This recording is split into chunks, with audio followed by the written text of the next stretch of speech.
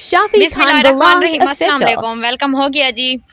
अभी मैंने आपको बोला था कि मुस्कान ज़ारा की डेथ हो गई है, तो यही ना व्यूज़ कमाने के लिए सब लोग ये ख़बर ना अपनी मतलब कि बहुत ही ज़्यादा फैला रहे हैं, सिर्फ व्यूज़ कमाने के लिए। मुस्कान ज़ारा वफ़ात पा गए, मुस्कान ज़ारा ने ख़ुदकुशी कर लिया, मुस्कान ज़ारा ने क्यों की है, क्या वजह है, ये वो फ़लाँ फ़लाँ।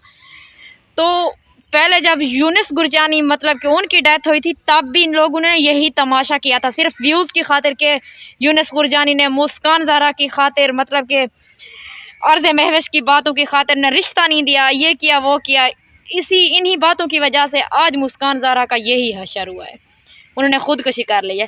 तो गाइज़ मेरा मतलब कि आपको बताने का ये मकसद था कि मुस्कान ज़ारा का नमाज जनाजा है जो वो 5 बजे है कोट छुट्टा में, और ईदगाह मतलब के